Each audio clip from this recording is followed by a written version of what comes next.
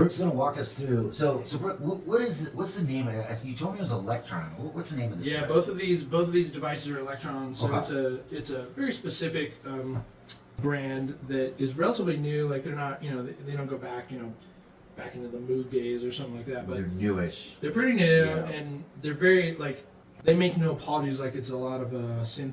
It's very deep, very complex. Like both of them, but they, like each of them does a lot of really interesting things if you kind of sit there and spend the time on their workflow and kind of how they do it.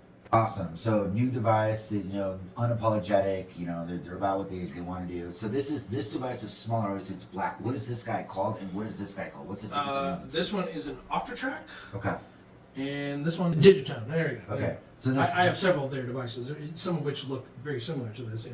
Okay. That's cool. So this Octatrack, the word 8, does this have anything to do with 8 at all, or is there 8 something? So it's magic it's a beans? sampler, and so it's a sampler, and you have 8 channels. Oh, so you have 8 channels. You have Okay. 8 samples you can load at any given moment, and you can do a lot of things with each of them. And they've got kind of different rules on some of them, like these up top, and we'll do something different than these ones 8 here. samples, and they can be 8 samples that you've loaded in. Yep. Or are they 8 samples that come from the board? Oh no, yeah. So I've got a little card back here. Oh, okay. So I'm loading my own samples. You've been okay, Yep. so you load your own samples. And you can load a new one while you're waiting. So like at any point, like I can load anything onto these 8. So like Okay. if I'm playing the top 2, I can load a couple more. I've got complete songs on some of them. Yeah. So Which you could queue up as a sample. yes, I Got can it. queue up a whole song. You get a as sample, whole song yes. as a sample. Okay. Yep. And I generally will do that on the top 2, and then all the other 6 channels I will be loading something else. Okay.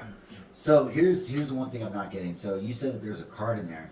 Generally, when you have a card, you take the card out, you put it in some other device, and you plug it in your computer. I've got a little reader that Got I it. put it on.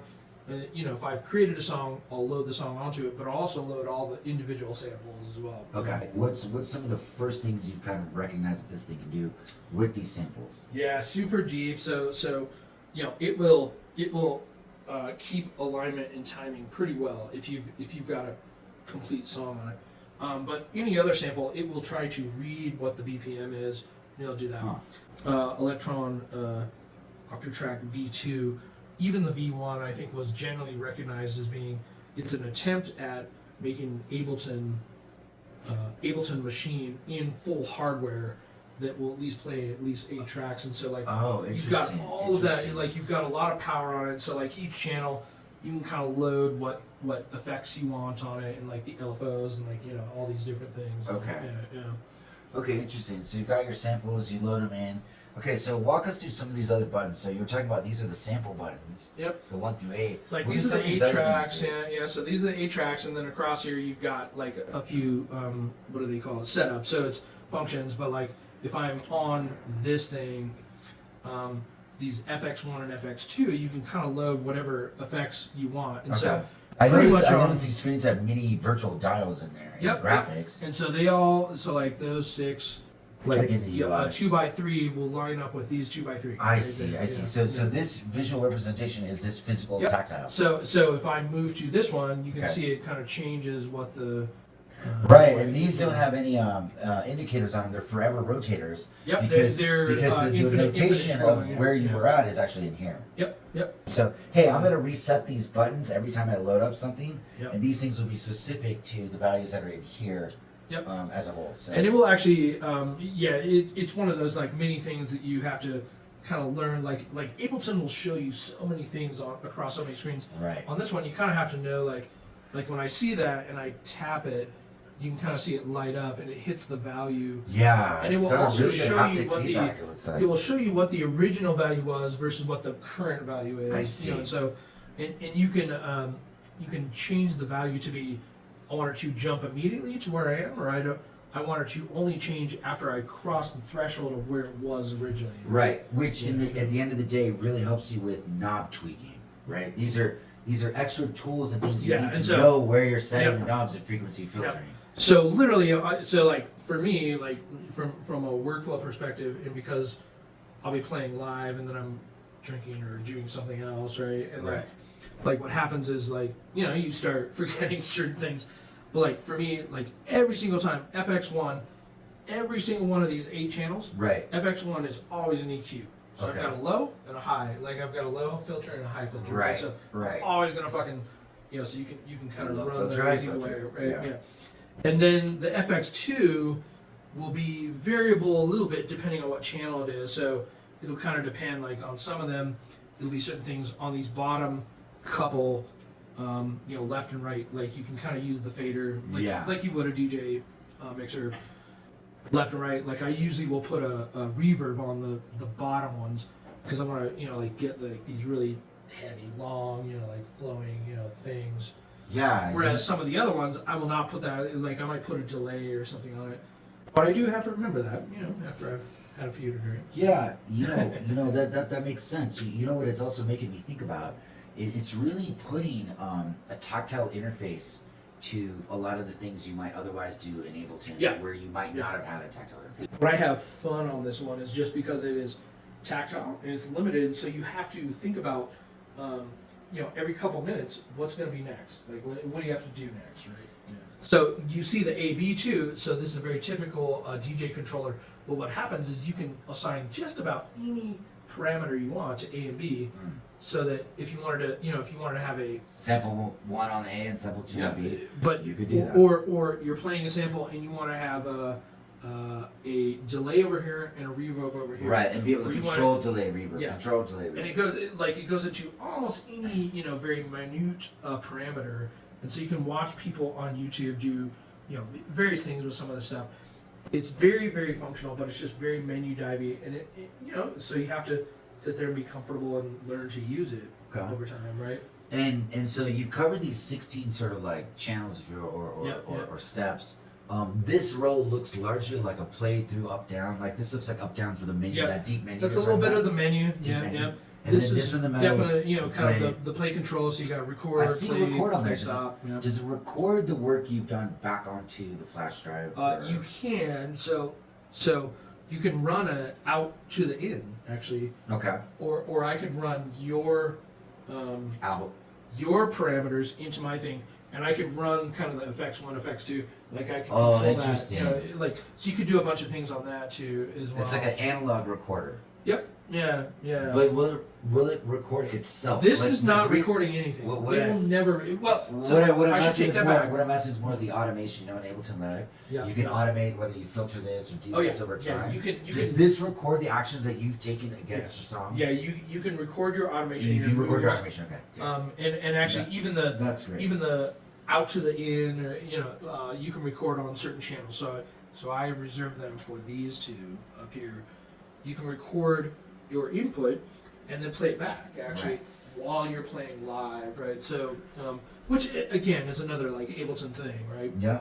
Now what about these buttons over here? You've kind of covered these regions, you've covered this, you've covered all this. What is this bank of buttons? A lot of control things. So if I were to I've got a song loaded here, a full song, so you can hit project. It's a lot of the control functions. One of the most interesting one though is the AED. So you can see it shows you the full wave. Right. And you can zoom in and zoom out, right? So and do what with that wave? Maybe edit. You can slice it. Chop you can it. Kind of chop it up. You can put like here I want this two measures or I want to loop this. Or, yeah. So you can do all of that. Some, very much the same as Ableton, right? In some ways. If you had a full sample, and could you pull that sample to there and then micro loop the first 2 bars of that sample using that device? Yeah. In fact, you can set.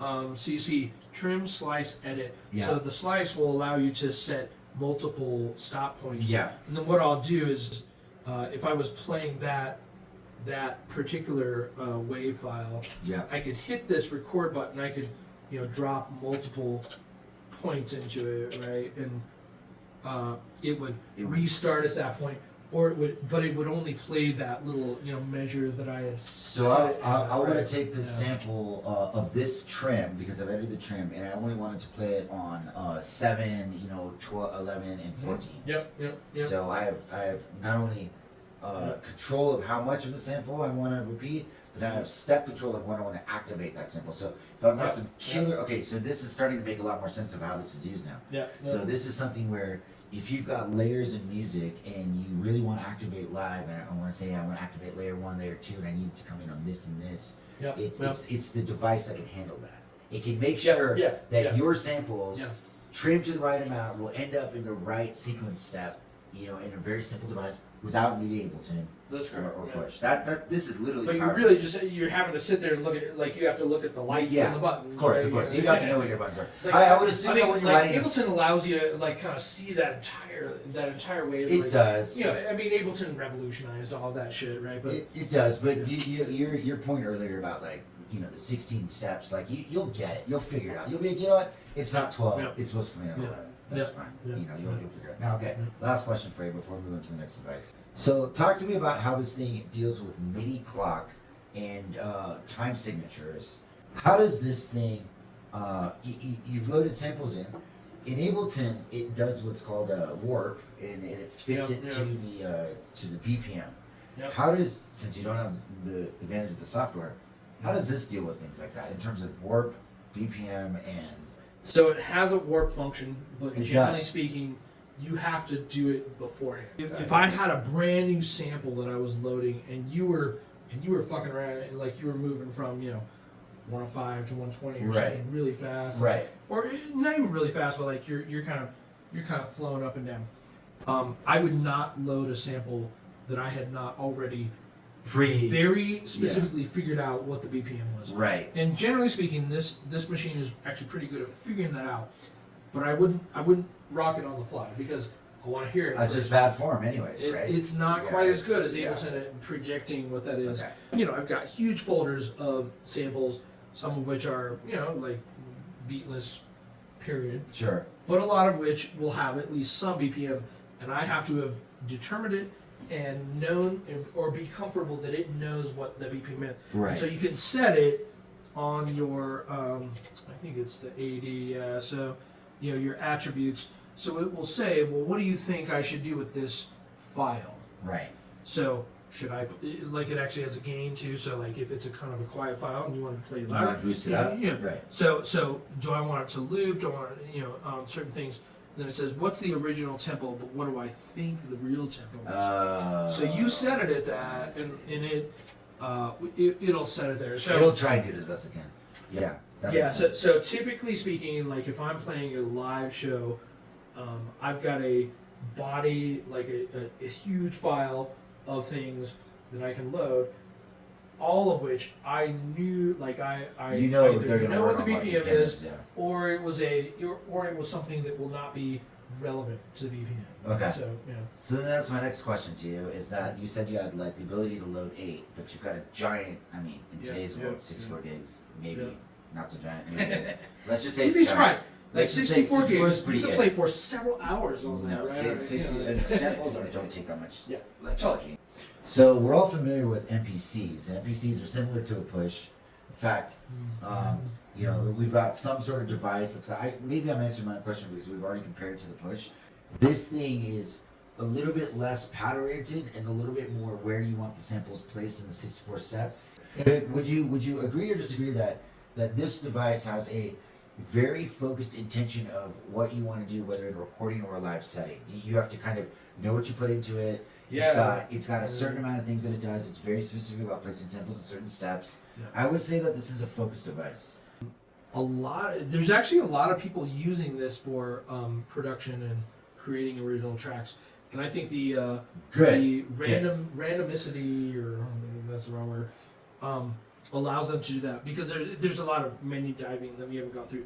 I mean, their Is there guide magic in is the a couple menus? hundred pages, right? Okay, so that's fair. There must be there might be, not must, there might be magic in the menu options that empower you really to do more than just simply edit and paste this track on a 64 grid. There must be other stuff. There's a lot of things that you can do on it, and so I think there are people that are creating original tracks on the Octatracks. I personally do not use it for that at all. You don't. I use it for playback, right? And Yeah. so, and so like my intention, like No, sorry, I meant triggering.